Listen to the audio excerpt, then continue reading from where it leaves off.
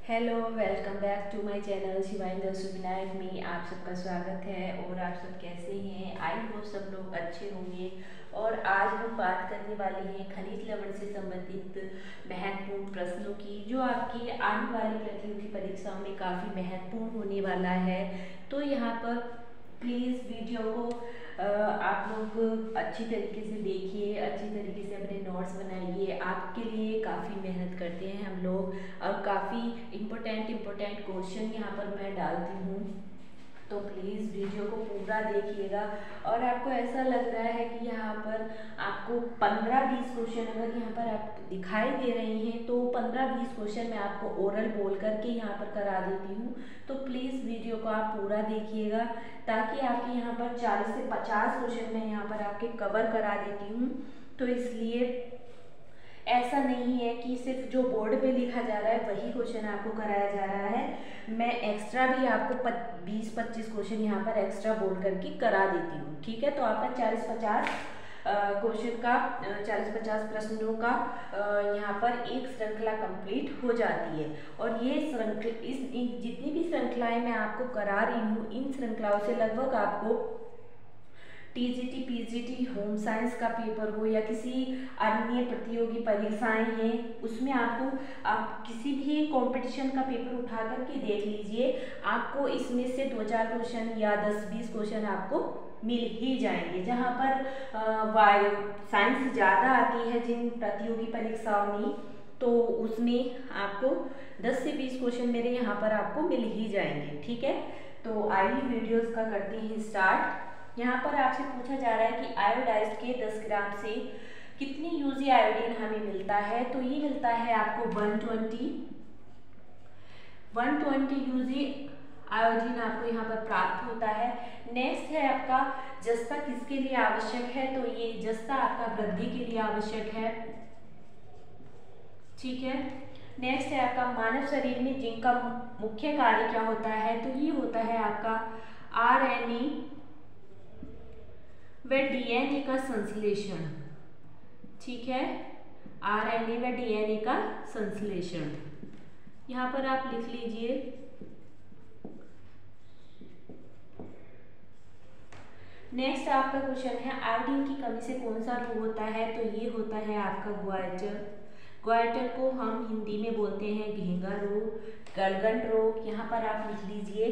कहीं कहीं पर आपको गलगंड भी देखने के लिए मिलेगा, कहीं कहीं पर घेंगा भी देखने के लिए मिलेगा और कहीं कहीं पे आपको ग्वाइटर भी देखने के लिए मिलेगा। ठीक है, तो आप यहाँ पर नोट कर लीजिएगा। और नेक्स्ट आपका आता है जख्म बनने में कौन सा तत्व आवश्यक होता है। तो जख्म बनने में आपका होता है जस्ता। यहाँ पर लिख लीजिएगा जस्ता। अब यहाँ पर मैं आपको एक चीज और क्लियर कर देती हूँ। अगर आपका खनिज लवण में पूछा जा रहा है तो जस्ता होता है जख्म बनने में, और अगर आपसे विटामिन पूछा जा रहा है तो विटामिन सी होता है, और अगर आपसे प्रोटीन पूछा जा रहा है तो आपका प्रोथ्रोम्बिन होता है। क्या होता है? प्रोथ्रोम्बिन। ये आपको तीनों के तीनों चीज यहाँ पर याद रखनी है। अगर आपसे तत्व पूछा जा रहा है तो आपका जस्ता आएगा, यानी कि जिंक आएगा। जस्ता को इंग्लिश में जिंक बोला जाता है। ठीक है, और अगर आपसे विटामिन पूछा जाएगा तो आपका सी आएगा, यहाँ पर विटामिन सी आ जाएगा अगर विटामिन पूछ रहा है।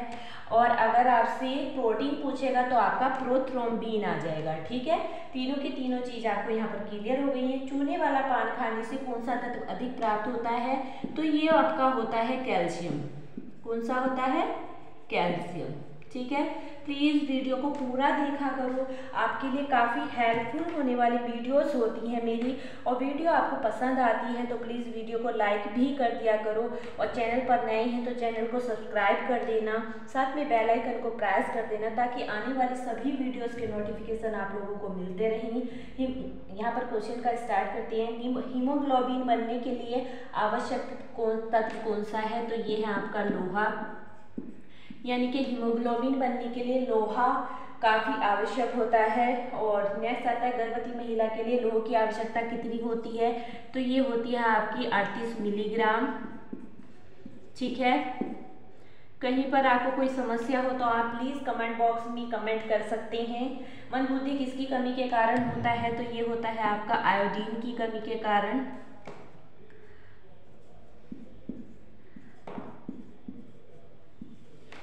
आयोडीन की कमी के कारण मंदबुद्धि रोग हो जाता है।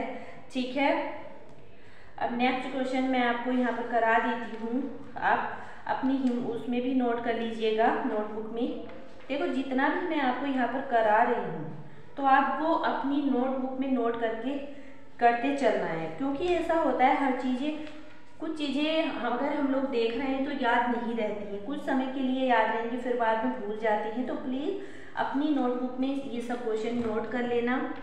आपके लिए काफ़ी इम्पोर्टेंट होने वाली क्लासेस होती हैं मेरी, और प्लीज़ क्लास को रेगुलर देखिएगा, और क्लास पसंद आती है तो प्लीज़ लाइक भी कर दिया करो दोस्तों, प्लीज़ प्लीज़। कौन सा लवण ऑक्सीकरण रोधी कहलाता है? तो आपका सेलेनियम जो होता है वो ऑक्सीकरण रोधी कहलाता है। ठीक है, सेलेनियम।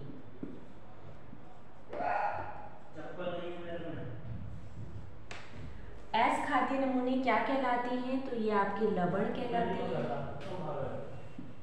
ठीक है, नेक्स्ट किस खनिज तत्व से शिशु मृत्यु दर होती है? क्रेटिनिज्म होता है और घेंगा रोग होता है। तो ये होता है आपका आयोडीन से।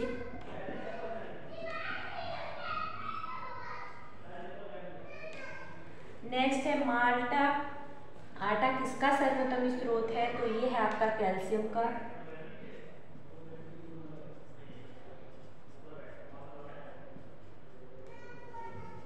ठीक है, नेक्स्ट आपका आता है यहाँ पर शरीर के बाह्यकोशीय तरल में कौन सा?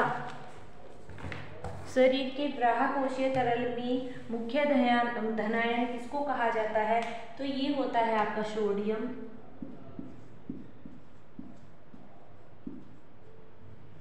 ठीक है, नेक्स्ट क्वेश्चन है आपका हृदय की धड़कन नियंत्रित करने के लिए कौन सा तत्व है? तो ये है आपका पोटेशियम। काफ़ी इम्पोर्टेंट क्वेश्चन है, यहाँ पर इसको इम्पोर्टेंट करके आप नोट कर लीजिएगा। नेक्स्ट क्वेश्चन है कौन सा लवण रक्त का थक्का जमाने में सहायक होता है? तो ये होता है आपका कैल्शियम। विटामिन की यहाँ पर बात करें तो विटामिन के होता है। ठीक है, नेक्स्ट आपका आता है दूध में किस तत्व का अभाव रहता है? तो ये रहता है आपका लौह तत्व का। ठीक है, लौह तत्व का। नेक्स्ट क्वेश्चन है आपका प्रजनन एवं दुग्ध स्त्रावण हेतु कौन सा खनिज तत्व आवश्यक है? तो यहाँ पर आपका है मैग्नीशियम। मैग्नीशियम नोट कर लीजिएगा।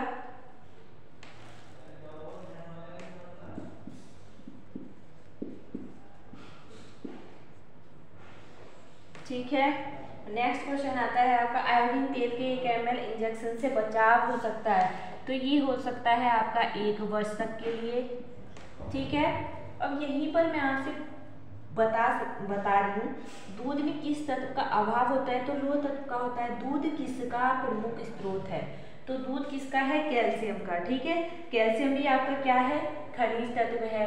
ठीक है, यहाँ पर एक चीज और क्लियर कर देती हूँ, ये जो आपके खनिज लवण हैं ये 2 टाइप्स के होते हैं, एक ट्रेस होते हैं और एक मेजर होते हैं। तो ये जो आपका कैल्शियम है, मैग्नीशियम है, पोटेशियम है, फास्फोरस है, ये आपके मेजर होते हैं और बाकी सारे आपके ट्रेस होते हैं। ठीक है, यहाँ पर इतनी चीजें क्लियर हो चुकी हैं।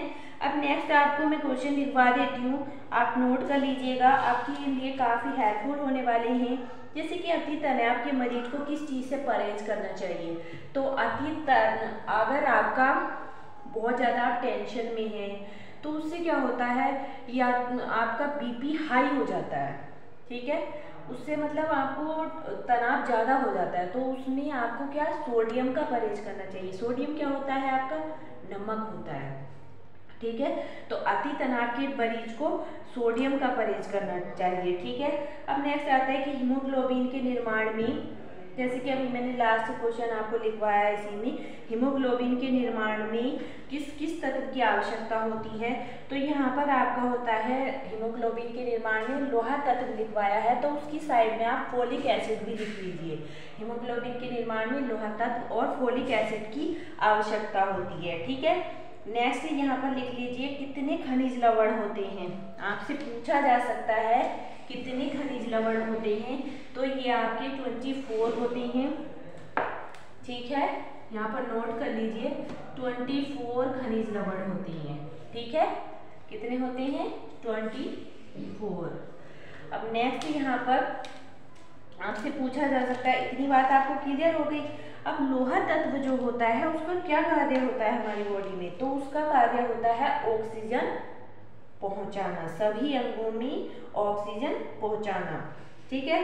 अब एक और पूछा जा सकता है कि कैल्शियम का मैंने बता दिया, कैल्शियम का प्रमुख स्रोत क्या है? दूध है आपका।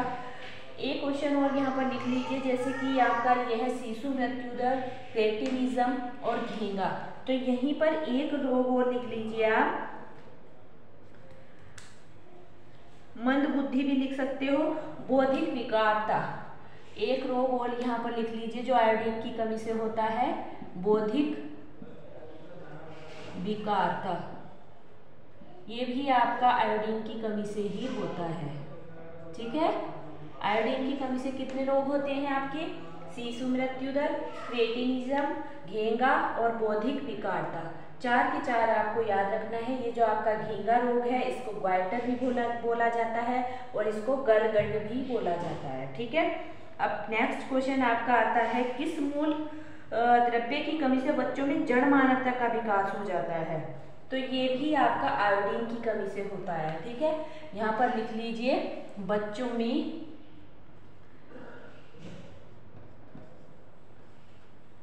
जड़ मानवता का विकास,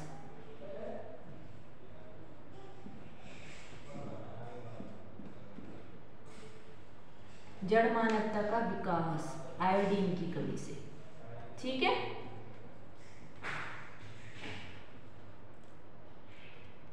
ये भी आपका आयोडीन की कमी से ही होता है। तो आयोडीन की कमी से आपके कितने रोग हो गए? 5-6 रोग यहाँ पर मैंने लिखवा दिया है और काफ़ी इम्पोर्टेंट है। अब आपसे पूछा जा सकता है कि ये जो खनिज तत्व होते हैं इनका हमारी बॉडी में क्या कार्य होता है? तो खनिज तत्वों का जो हमारी बॉडी में कार्य होता है वह होता है, ये शरीर में ऊर्जा प्रदान नहीं करते हैं, ये हमारे शरीर की सुरक्षा करते हैं। क्या करते हैं? सुरक्षा करते हैं। जैसे कि अस्थियों का निर्माण, दांतों का निर्माण। अस्थियों और दांतों का निर्माण कौन कौन से तत्व करते हैं? कैल्शियम करता है और फास्फोरस और आपका पोटेशियम, मैग्नीशियम।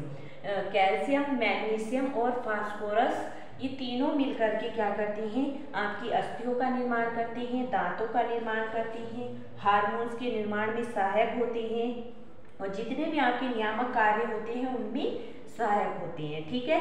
और ये काफ़ी इंपॉर्टेंट क्वेश्चन है आपका, इसको नोट कर लेना अच्छी तरीके से। एस खाद्य नमूने क्या कहलाते हैं? तो ये आपके लवण कहलाते हैं। ये आपका टीजीटी उत्तराखंड में भी पूछा गया है और यूपी में भी पूछा गया है, ठीक है। तो आई होप आपको मेरी क्लास पसंद आ रही होगी। क्लास पसंद आ रही हो तो प्लीज़ इस क्लास को वीडियो को लाइक कर देना और चैनल पर नहीं है तो चैनल को सब्सक्राइब कर देना, साथ में बेल आइकन को प्रेस कर देना ताकि आने वाली वीडियोस की नोटिफिकेशन आप लोगों को मिलते रहें। यहाँ पर एक चीज़ और मैं क्लियर कर देती हूँ, एक रोग है आपका एंडेमिक घेंगा। एंडेमिक घेंगा यानी कि आयोडीन से ही इसी घेंगा को हम एंडेमिक घेंगा बोल देते हैं, ठीक है। तो आपसे पूछा जा सकता है कि ये जो आपका एंडेमिक घेंगा है ये कैसे क्षेत्रों में होता है? पहाड़ी क्षेत्रों में होता है या मैदानी क्षेत्रों में होता है या फिर तटीय क्षेत्रों में होता है? तो आपने देखा होगा सबसे ज़्यादा जो आपका घेंगा रोग होता है ये पहाड़ी क्षेत्रों में होता है ना। आपने कम से कम पहाड़ी लोग देखे होंगे, बहुत सारे पहाड़ी लोग, अगर 100 पहाड़ी लोग हैं तो आपको 20% लोगों के गले आपको फूले हुए दिखाई देंगे। इसको घेंगा रोग को देसी भाषा में गले फूलना भी बोलते हैं, ठीक है। आपसे ये भी पूछा जा सकता है कि गले फूलना किस रोग को कहा जाता है? तो ये घेंगा रोग को कहा जाता है और पहाड़ी क्षेत्रों में ये ज़्यादा होता है ये रोग। ठीक है, ये चीज़ भी आपको अच्छी तरीके से याद रखनी है। और आपसे किसी भी तरीके से एग्जामिनर पूछ सकता है, अगर आपको आयोडीन से रिलेटेड सभी रोगों को पता है, शिशु मृत्यु दर, क्रेटिनिज्म, घेंगा रोग, बौद्धिक विकारता और बच्चों में जड़ मानवता का विकास भी आयोडीन की कमी से हो जाता है। और आयोडीन का तेल का 1 ml इंजेक्शन कब तक बच्चों की रक्षा करता है? तो 1 वर्ष तक रक्षा करता है। ये भी आपसे पूछा जा सकता है। ठीक है, यहाँ तक आपको समझ में आ रहा होगा आई होप। ठीक है, अब यहाँ पर आज की वीडियो यहीं पर एंड करते हैं और नेक्स्ट मैं जो आपके लिए लेकर के आऊँगी वो जल के बारे में हम पढ़ेंगे कि हमारी बॉडी में कितना जल होता है, जल का क्या क्या कार्य होता है, जल किसके साथ मिलकर के कार्य करता है, इस तरीके की। ठीक है, और एक चीज़ और हम लोग क्लियर करेंगे, जैसे कि आपका लौंग है, लहसुन है, टमाटर है और गाजर है, इन सब के कलर जो होते हैं वो किसके कारण होते हैं, कौन से तत्व के कारण होते हैं और इसमें कौन कौन से तत्व पाए जाते हैं। जैसे कि आपका लौंग है तो आपसे पूछा जा सकता है कि लौंग में कौन सा तत्व पाया जाता है, तो लौंग में आपका यूजिनोल पाया जाता है। हल्दी को आपसे पूछ सकता है कि हल्दी में कौन सा पाया जाता है, तो हल्दी में आपका कर्पूरिन तत्व पाया जाता है हल्दी में। ठीक है, और यूजिनोल आपका लौंग में पाया जाता है। और लहसुन में आपसे पूछ सकता है कि लहसुन में कौन सा तत्व पाया जाता है, तो लहसुन में आपका एलिसिन तत्व पाया जाता है। ठीक है, इस तरीके के जो तत्व पाए जाते हैं पौष्टिक खाद्य पदार्थों में, इन सब के ऊपर भी हम लोग आने वाली वीडियोस में चर्चा करेंगे। ठीक है, तो इसी प्रकार प्लीज़ मैं आपसे बार बार कहती हूँ, मेरी वीडियो आपको लगता होगा कि मैडम बोर्ड पे पढ़ाती हैं, बोर्ड पे मैं बेशक पढ़ाती हूँ, लेकिन बोर्ड पे जितना भी मैं आपको पढ़ा रही हूँ ना, आपके लिए काफ़ी हेल्पफुल होने वाला है। ठीक है, मतलब इतने सॉलिड क्वेश्चन मैं आपके लिए लेकर के आती हूँ ना कि आपको बिल्कुल भी मतलब ये समझ लीजिए कि अगर आपने ये क्वेश्चन नोट करके अच्छी तरीके से तैयार कर लिए ना, तो आपको टीजीटी पीजीटी होम साइंस के पेपर में आपको कोई नहीं रोकने वाला। ठीक है, ये यूजीसी नेट लेवल तक के एग्ज़ाम क्वेश्चन मैं यहाँ पर आपको करा रही हूँ, तो प्लीज़ वीडियो को पूरा देखिए और वीडियो पसंद आती है तो इसको लाइक भी किया करो, कमेंट भी किया करो भाई। कमेंट भी मैंने ऑन किया हुआ है, मैं बार बार आप लोगों से बोलती हूँ कि बेटा आपको किसी भी तरीके की कोई परेशानी है, आपको मेरी यहाँ पर लैंग्वेज समझ में नहीं आ रही है, या जो मैं रिटर्न कर रही हूँ वो आपको समझ में नहीं आ रहा है रिटर्न वर्क, या फिर आपको किसी भी तरीके की कोई भी परेशानी है, तो सो प्लीज़ आप कमेंट बॉक्स में लिख सकते हैं कि मैडम हमें यहाँ पर ये परेशानी है, आप इसको क्लियर कीजिए। ठीक है, तो मैं आपके लिए 24 घंटे तैयार हूँ, किसी भी तरीके की आपकी कोई भी परेशानी है तो। और यहाँ पर आपसे ये भी पूछा जा सकता है आयोडीन के का टॉपिक मैं पूरा ही आपका यहाँ पर क्लियर कर देती हूँ कि IDD किससे रिलेटेड है, तो IDD आपका आयोडीन से रिलेटेड है और ये अभी आपका यूजीसी नेट के होम साइंस के पेपर में आपका पूछा गया है। 23 अगस्त को जो आपका यूजीसी नेट होम साइंस का पेपर हुआ है उसमें पूछा गया है कि आपका IDD किससे रिलेटेड है। अब जिन लोगों ने IDD आयोडीन डेफिशिएंसी डिसऑर्डर्स की एब्रीविएशन IDD की याद की हुई है, तो उन लोगों ने आराम से इसका आंसर दे दिया होगा कि IDD आपका आयोडीन से रिलेटेड है। और आपसे IDD की एब्रीविएशन भी पूछी गई है कि IDD की एब्रीविएशन क्या है, तो IDD की एब्रीविएशन है आयोडीन डेफिशिएंसी डिसऑर्डर। ठीक है, आप अपनी नोटबुक में नोट कर लीजिए, आयोडीन डेफिशिएंसी डिसऑर्डर्स। ठीक है, इतना आपको आई होप समझ आ रहा होगा। मैं पूरी लगन से आपके साथ हूँ, पूरे समय लेकर के आपके साथ हूँ। अगर आप मेरे से ये बोलोगे ना कि मैम एक दिन में 2 क्लास, 4 क्लास, 5 क्लास, कितनी भी क्लास अगर आप बोलोगे तो मैं वो सब आपके लिए तैयार हूँ देने के लिए आपको। प्लीज़ लेकिन अपना साथ और अपना प्यार मेरे साथ बनाए रखिएगा। मैं बार बार आप, क्योंकि देखो आप लोगों का लाइक करना, कमेंट करना और चैनल पर नए हैं तो सब्सक्राइब करना ही हम लोगों के लिए मोटिवेशन होता है। क्योंकि जब ये चीज़ें आनी कम हो जाती है ना तो हम लोग भी मोटिवेट होना कम हो जाते हैं। ठीक है, तो प्लीज़ मैं आप लोगों से बार बार कहती हूँ कि मेरे चैनल पर अगर अब आप नए हैं तो प्लीज़ चैनल को सब्सक्राइब कर लीजिए और वीडियो आपको पसंद आता है तो वीडियो को लाइक कर दीजिए। बार बार मैं आप लोगों से कहती हूँ। और इसी तरीके से मैं आपकी टॉपिक वाइज टॉपिक आपकी तैयारी कराती रहूँगी और टॉपिक वाइज टॉपिक आपके लिए वीडियोस लाती रहूँगी। बस आपको अपना साथ मेरे साथ बनाए रखना है और अपना प्यार मुझे देते रहना है। यहीं पर मैं अपनी वीडियो का एंड करती हूँ। कल मिलते हैं आपसे नेक्स्ट वीडियो में, नेक्स्ट नई ऊर्जा के साथ, नई उमंग के साथ और भरपूर खुशियों के साथ। Bye bye, thank you.